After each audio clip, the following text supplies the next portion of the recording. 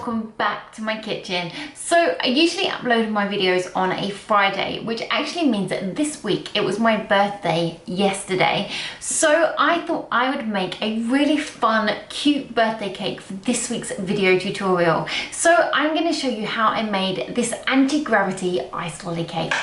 Okay, let's get started. The first thing that I'm going to do before I start working with my cake is just create the structure which is going to hold the lolly cake up. So I've just got an MDF board here and I've just cut this 12 inches by 12 inches just using an electric saw. Now I've just marked the center point, which I've just drilled a 6mm hole and then just cut 4 little feet. So these are just extra bits of MDF and I'm just going to glue those onto the corners with some wood glue.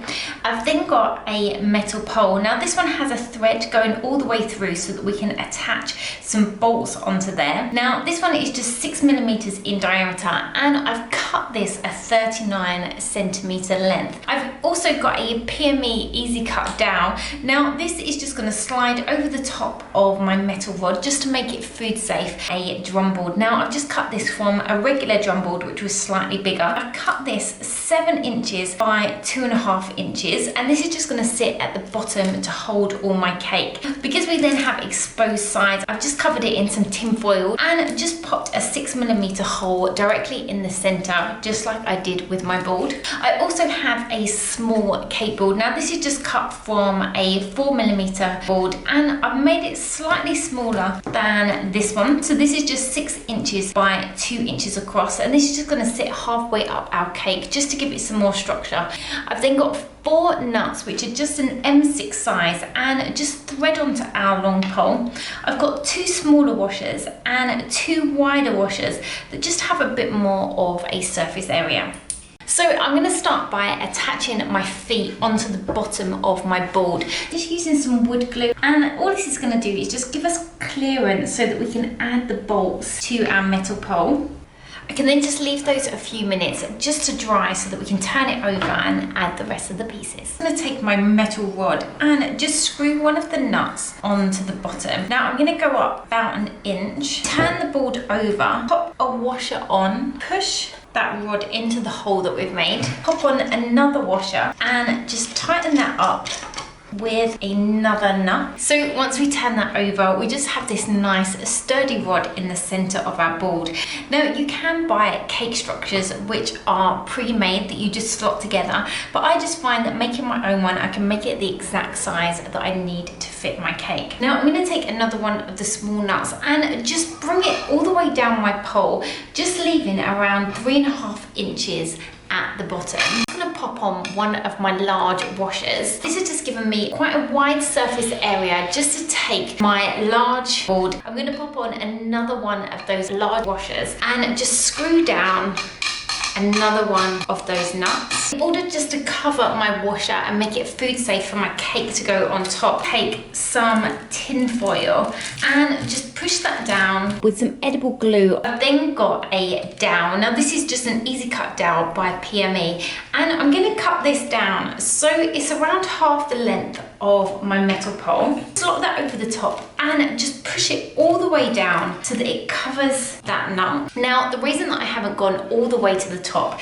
is just because I will be putting another cake board over the top and this is just going to sit on the top of this PME dowel. I can then add another piece of dowel and just trim that off slightly higher than my pole, and there we have the start of our lolly cake. So for the actual cake, I've just baked 4 8-inch square cakes and these ones are just 1 inch in height. Now the reason that I've baked 8-inch is just because I want to cut them down so that we've got slabs of cake which are 7 inches by 2.5, which will then fit straight onto that board. Now my cakes have been in the fridge overnight just because I knew that I needed to carve them, so I wanted them quite firm, but once they come back to room temperature they will just go nice and soft and fluffy. Okay, so all the sections of my cake have been cut. So I've got 10 rectangles of cake. I've then got a batch of milk chocolate ganache which I'm going to use to sandwich the cakes together, and I will put a link in the description below to all the recipes that I've used in today's video. Now I've just covered the bottom with some cling film just because I don't want too much chocolate ganache and cake crumbs to get on there, and I've just removed the cake card from the middle. I've also got a spare piece of the dough and just using the small card as a guide, add in whole into each one just before we push it onto our cake stand. Take some of that chocolate ganache and just pop that onto our cake board. Now I can just start off filling my cake with that chocolate ganache.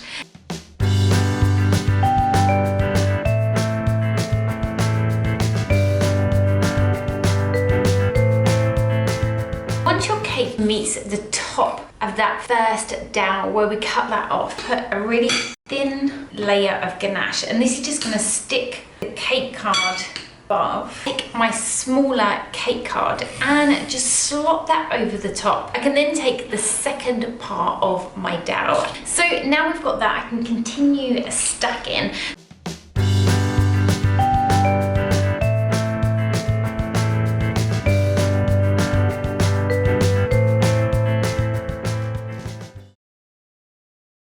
I'm going to take off and curve my two top corners and just bring it down so it slightly tapers and all of this is nice and even. So the next stage is to give it a coating of chocolate ganache all the way on the outside. I'm going to use my flexi smoothers just to smooth out that chocolate ganache. I'm then going to pop this in the fridge for around 10 minutes just for that ganache to firm up before I put another thin coating on the outside.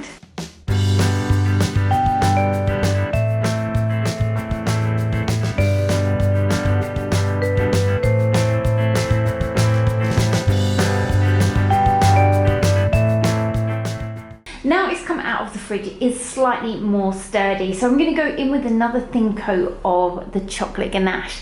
Now on the front and the back, I'm going to use my offset spatula and a knife just to mark out two long rectangular shapes. Now these are just going to give me the shape of my ice lolly, and I can just push my fondant into those once we cover it.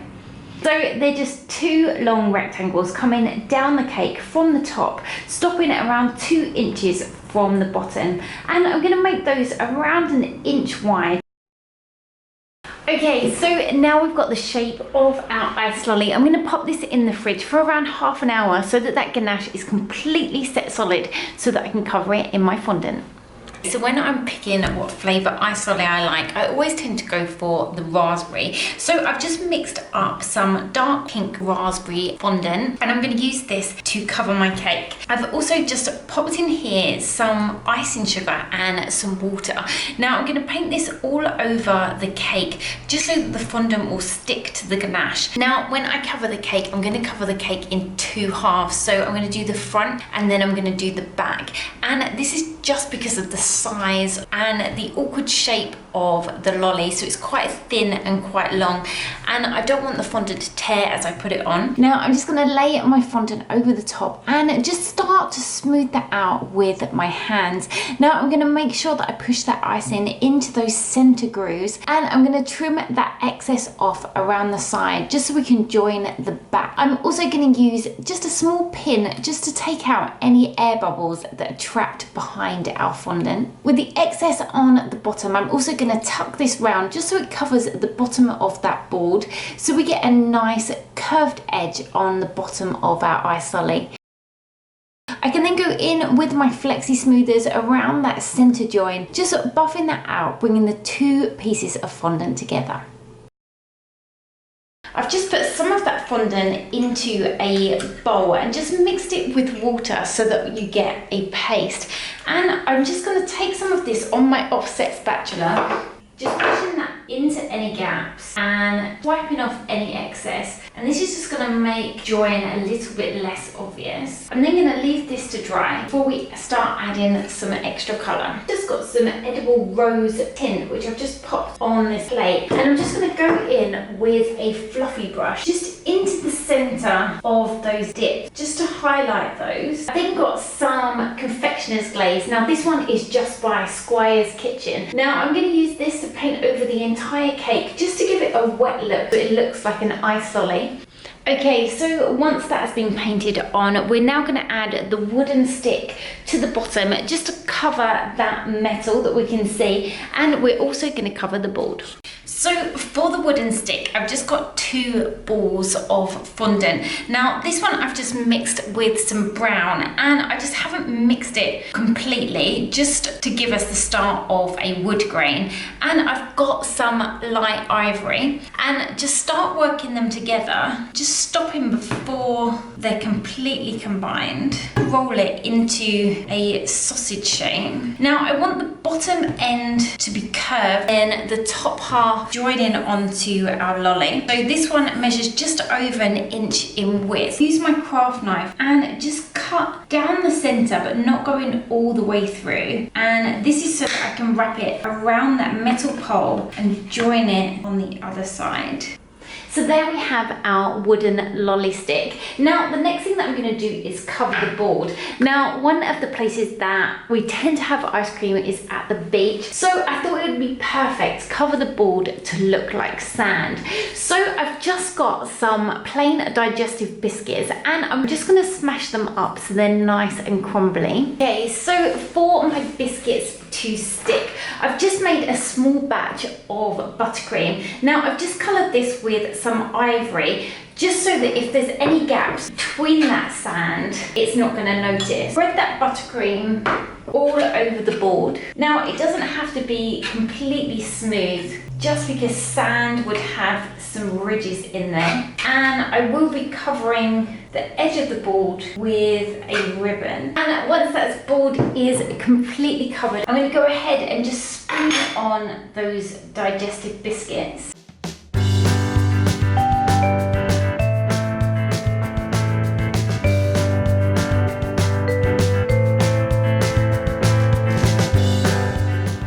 Now I thought that on one side I might add a little face, just so you can make it kind of a cute cake, and on the other side I'll leave it just as a normal ice lolly. But the first thing that I'm going to add is some drip. So I've just got some of my leftover pink fondant, and I'm just going to take balls of that, taper them down on one side, and just pop that onto different areas of the cake.